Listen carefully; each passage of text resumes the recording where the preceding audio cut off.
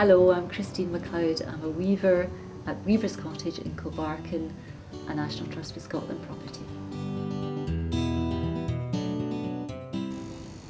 In this video I'm going to show you how to set up a loom. And this type of loom is widely available to most people and can be bought from the internet. This is an ideal loom for weaving all sorts of different types of fabrics.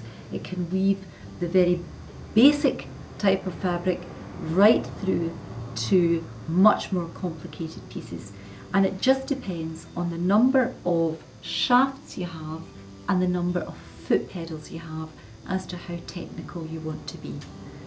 This could have 8 shafts and it could have 16 foot pedals, but for weaving tartans and basic cloth, then the maximum you would really need would be 4 shafts and 4 foot pedals.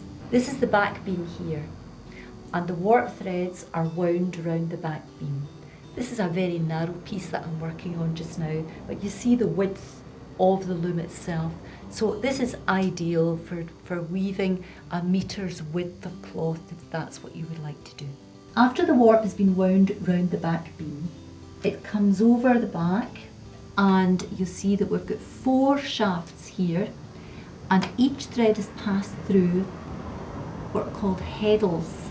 Now this is an empty heddle here, and if I open this out here, you'll be able to see more clearly the heddle threaded. So one thread is passed through one heddle.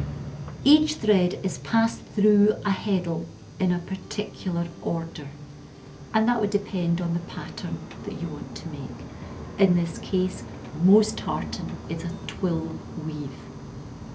The threads have come from the back beam through the heddles, and we're now passing the threads through the reed, which is encased in the beater.